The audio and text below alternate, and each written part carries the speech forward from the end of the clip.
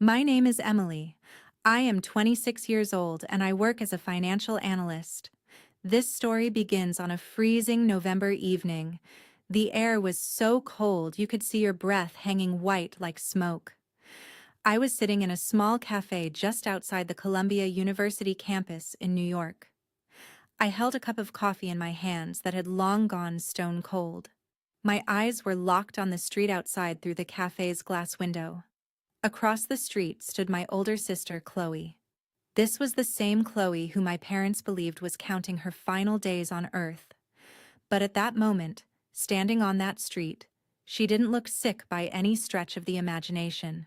She was wearing an expensive designer coat, clutching large shopping bags and laughing out loud as she snapped selfies on her phone. She looked exactly as she always had. On the table in front of me sat a folder. It wasn't just any folder. It was the culmination of my life's hard work, my dreams, and the ultimate exposure of my family's biggest lie. Today was the day I was going to take back everything that had been stolen from me. But to understand how I got to this day, I have to take you a few pages back into my life. If you truly want to understand my story, you have to step into my childhood home and see it through my eyes. We grew up in a quiet neighborhood in Boston. My parents were both very simple, emotional people. But they had one massive blind spot, and that was my older sister Chloe. Chloe is 4 years older than me, but the entire ecosystem of our house revolved around her. Chloe wasn't a bad person, but she was addicted to being the center of attention. Whenever someone else in the house started to get a little spotlight, Chloe would suddenly fall ill or find herself in some massive crisis. On the evening of my high school graduation party, right when all our relatives had brought gifts for me, Chloe suddenly had a severe attack of abdominal pain. The whole party ground to a halt. Everyone rushed to the hospital, and one of the most special days of my life evaporated in a freezing hospital waiting room. We later found out it was just gas pains. When I was about to head off to college, she pulled a stunt that manipulated my parents into taking a chunk of my college fund to bail her out of some fake business deal. Amidst all this, I became the child who never needed anything. I learned at a very young age that if you wanted to survive in that house without getting sucked into the drama, you had to fend for yourself. I moved out at 18. I paid my own way through school, worked 2 jobs, and stood on my own 2 feet. I became a financial analyst. My entire career was built on tracking data, spotting patterns, and catching the mistakes people try so meticulously to hide. My rule in life was straightforward. Don't be a burden to anyone, pave your own way, and stay far away from the family drama. This rule worked perfectly for years. I had never achieved anything monumental enough to be stolen or ignored. But then, in April of that year, something huge happened to me for the very first time. Since I was 22, I had dreamed of getting into Columbia University. I worked at the office by day and stayed up studying all night. I sacrificed my sleep, my hobbies, absolutely everything. And then, one April evening, as I was walking up the stairs to my apartment, an email popped up on my phone. It was from Columbia. I had been accepted into their most exclusive and prestigious program. This program was so selective that they only took 20 people from across the entire country. It was the biggest achievement of my life. I broke down in tears just looking at that email. The next day, I printed out the acceptance letter and pinned it to my fridge. I stared at it like it was an absolute miracle. On Sunday, when I went over to my parents' house for dinner, I broke the news to them in a very calm tone. Columbia University, New York, a new city, and my biggest dream coming true. For a fleeting moment, it was the most beautiful moment of my life. My dad hugged me tight, and my mom had tears of joy in her eyes. But then, as always, our family dynamic reared its ugly head. My mom grabbed my hand, gave me a deeply relieved smile, and said, "You always land on your feet, Emily. I am so proud of you." At the time, I thought it was a compliment. It took me months to realize it wasn't a compliment at all. It was a license, A legal waiver you sign when you decide someone no longer needs your support. At the other end of the dining table, Chloe sat in dead silence. Her eyes were fixed on the three of us. She watched the joy and attention circulating the room like it was a plate of food being snatched away from her. Exactly 1 week later, Chloe called a family meeting. It was a Sunday evening. Summoning everyone to the living room meant a massive announcement was coming. Chloe stood in front of us all. Her eyes were bone dry, her chin was tilted up, and in a remarkably calm voice she said, "I have an incredibly rare form of blood cancer. The doctors have given me a year to live, max." She said it with such bravery that the second the words hit the air, the entire room went numb. She didn't shed a single tear until my mom sprinted across the room to hold her. My dad stood frozen in the middle of the room like a statue. I felt a profound, crushing sadness, but at the same time, a strange suspicion crept into the back of my mind. She had named her illness and treatment plan so flawlessly, like an actor delivering a well-rehearsed monologue. She didn't stumble over a single word. She had answers ready before we even had the chance to ask the questions. There were zero loose ends to her story, but I immediately strangled those suspicious thoughts. I told myself, what kind of monster cross-examines their own dying sister? By nightfall, my mom had her planner out and had drafted a full-blown care routine for Chloe. My name was penciled into that schedule without anyone even asking me. Emily will drive her to the hospital. Emily will handle her tests. I really gave it my all. I asked Chloe if I could come into the doctor's office with her, just to hear what the specialist had to say. She welled up with tears and said in a fragile whisper, "Emily, please. I just need one thing in my life to be solely mine." I asked my mom for the name of Chloe's oncologist so I could organize her medical files properly. Chloe said, "I will text you his number." That text never came. I told her I could take care of all her insurance paperwork. She let out a deep sigh and said, "The hospital team handles all of that. Emily, please, do not turn my cancer into one of your office projects. Medical privacy laws in this country are ironclad. You cannot even call a hospital to ask if your sister is a patient there. Those laws exist to protect people, but they also serve as a bulletproof shield for people who are lying." And then came the worst day of my life. I was just 2 months away from heading to Colombia. My parents called me over to their house. They both looked sick with worry. My dad said with a heavy heart, "Emily, Chloe's treatments are astronomically expensive. Her insurance isn't fully covering this specific disease. We had to drain the money we saved in your tuition fund to pay for her care." I was stunned. That money was my years of savings combined with my parents' contribution.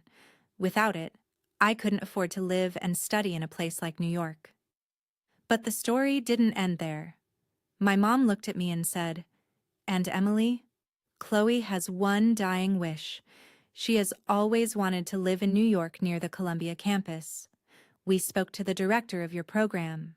Given Chloe's condition, they have allowed her to attend as a special auditor for a year and sit in on some classes.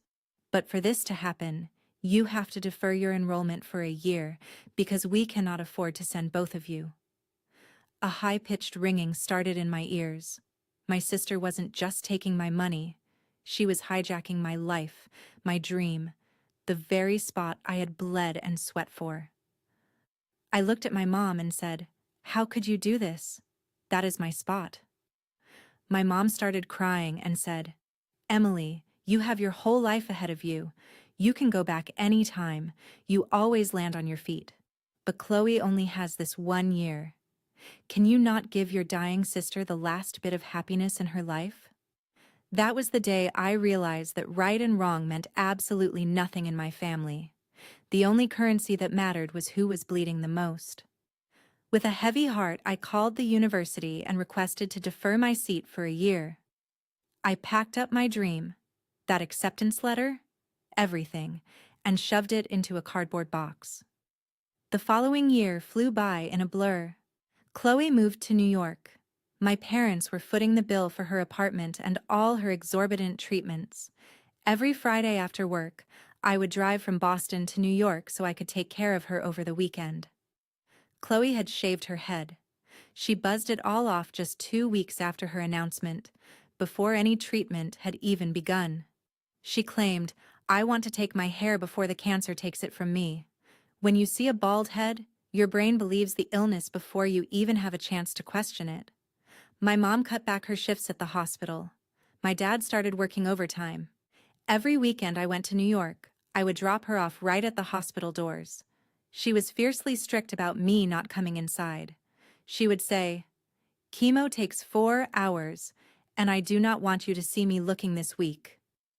But the first crack in her massive charade came from a single piece of paper. It was the last week of October. I had dropped her off at the main entrance, as usual. It was pouring rain outside, so I parked my car and slipped into a cafe right in the hospital lobby. I was sipping coffee and reviewing some files for work when my phone buzzed. It was a text from Chloe. "Session ended early today. Very easy day. Where are you?" I got up and fed my ticket into the parking machine to pull the car around. When the ticket popped back out, it read, 27 minutes. Exactly 27 minutes had passed between me pulling into the lot and paying to leave. How could a chemotherapy session that supposedly took 4 to 5 hours wrap up in 27 minutes? When she got into my car, she was practically glowing. She had a gorgeous silk scarf wrapped around her bald head, and she immediately launched into an elaborate narrative about her easy session. Which nurse she had, what chair she sat in, what juice the hospital gave her. With every detail she spat out, the alarm bells in my head rang louder. As a financial analyst, my literal job description was catching lies. Even then, I gave her the benefit of the doubt. I reasoned that maybe today was just a quick blood draw. But that night, alone in my Boston apartment, I crossed a line I couldn't uncross. I flattened out that crumpled parking receipt and placed it inside a brand new red folder. 2 weeks later, during what our family calendar officially dubbed Chloe's Heavy Chemo Week, I drove down to New York unannounced. I brought a container of homemade chicken soup for her. Before knocking, I peeked through her front window. My sister, who was allegedly knocking on death's door, was standing in her kitchen laughing hysterically on the phone. She was scarfing down extra spicy Mexican food, stuff a chemo patient couldn't possibly keep down. She wasn't wearing her scarf, and her bald head gleamed in the light. I knocked on the door. By the time she opened it, the food had vanished. The scarf was back on her head, and her voice had plummeted into that tragic, weak whisper. She said, "I am feeling a little better today. The doctor gave me a new anti-nausea pill." She had an answer for everything. I drove back to Boston and added another entry to my red folder. Date, time, and exactly what I saw. Zero emotion. Just the cold, hard facts. By January, the money drain was in full swing. My parents were drowning in debt. They had mortgaged their house to pay for Chloe's treatment. I didn't hack into anyone's accounts. I just looked at public records. Chloe had set up a crowdfunding page for her medical bills. One photo was captioned, "Fight Day." In the picture, Chloe was lounging in a recliner with an IV line taped to her arm. I zoomed in on the picture on my laptop. The tubing ended exactly where the medical tape was placed. There was no needle, no port. It was just a piece of plastic tubing resting against her skin, connecting to absolutely nothing. I zoomed in a little closer on the hospital band around her wrist. The admission date printed on it was 3 years old. It was the exact date she had faked her stomach pains on the day of my college farewell. She had kept that hospital band and was using it as a prop. I printed those photos out and slid them right into my red folder. The following Friday, I dropped her off at the hospital's main entrance. But instead of driving away, I looped around and parked in the visitor's lot. 20 minutes later, she walked right out of the hospital's side exit. She slipped on a pair of sunglasses, took off her headscarf, and hopped into a cab. I tailed the cab in my car. It pulled up outside a high-end luxury spa in the city. She walked inside and didn't come out for 3 hours. It finally clicked. There was no chemo session. There was no nurse. She had staged a massive, elaborate theatrical production, and I was just cast as her chauffeur.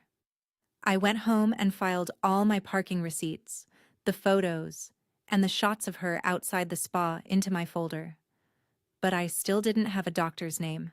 I needed a name. By March, my case file was virtually bulletproof. The deadline to confirm my seat at the university was June 1st, and it was fast approaching. Chloe dropped a new bombshell.